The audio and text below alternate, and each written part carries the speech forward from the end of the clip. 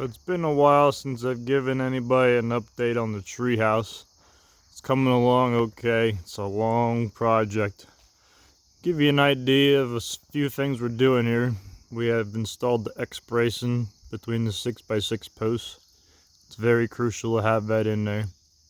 We have concrete 4 feet down, plus whatever the excess is on top that we needed, because they only stock 12-foot 6x6s.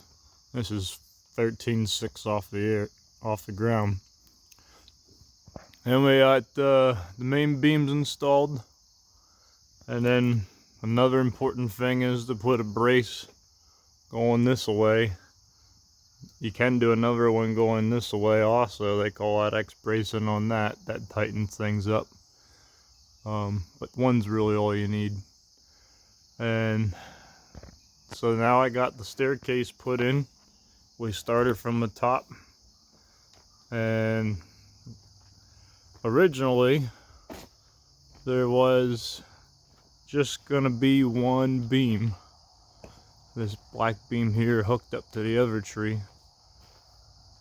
holding all these up. And I didn't think it would work, but I wanted to see what happened, and the whole thing would just teeter-totter and shake and bounce because there's only one pin in that tree up there. So we added the another 6x6 and another 6x6, and when waiting on more brackets because of the shortage, but then you want to have a great big T bracket up there. It does have black screws in them. You should use the proper screws. They would be the Simpson strong tie screws. They are beefy T40 heads. So then you need to support the steps, so we have the support here for the steps, and then that helps hold that end up better too. Did the same thing here in the middle. That way the center of the steps is supported well. Also helps to hold that, because there's not a whole lot going to hold that wall up top there when that gets hooked up. And then these two, they're just going to hang. We have this squared up temporarily, so that way we know everything stays square, and then we'll install X-bracing on there and tie it into the steps going here across the bottom also. And then this ought to be pretty tight on this side. I'm probably going to make another video to show you how to do steps. I'm going to look to see if they have a video, but I came up with a really cool, easy way to do steps.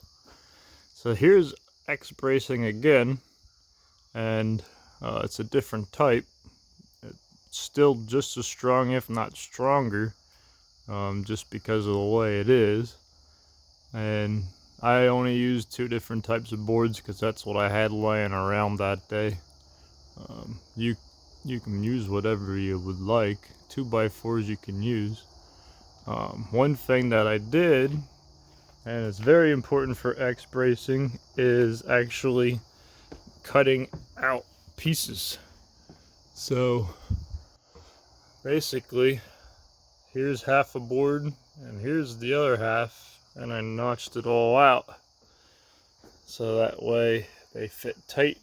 There's no movement up and down, and a lot less movement from front to back. And what you do is you put these boards up here with just one screw, and you mark it. You just make a pencil mark there, and that way you can cut the end off. You mark where they intersect, and you chisel half of it out. You can use a circular saw and adjust the depth, and cut a whole bunch of lines. And then that way you can just chisel out the wood. You can smash it out with a hammer, most of it, finish chiseling it out. I gotta make another one today, so maybe I'll show that video also. How we got 4x4s put up here. We don't have all the bracing up here, but now we have steps, so it makes it so much easier to get up here. And we'll get the rest of this bracing finished. And then the last thing that we're doing today is, since I'm doing this by myself, it's hard to measure things. Sometimes I have people come help me measure, but I didn't get the luxury, so I missed this. This concrete is in the way. Well, I didn't miss it, I hit it basically. So I fabricated the thing here where I cut the metal out, so the step is in here and then it's sitting on here, and then this is going to go right across the back and help hold the steps up too. And then there's going to be another post. This is just a temporary mark, but then another post from here up to the top, and then there's going to be one more piece coming through here to make a landing, and then we're going to have another 4x4 go up the top for that too. And so this corner here is going to be floating also. So like pretty much this whole side's floating, because this side here is not attached to the ground either. I didn't want to put a bunch of holes next to my tree roots. It's very important not to do too many holes next to it, because if you ruin the tree you're building a tree house around, it's never good. So we're going to sign off here for now, and thanks for watching. Like and subscribe the video. If you subscribe, you'll know as soon as what I'm doing. We're going to have some classes and questions and answers later.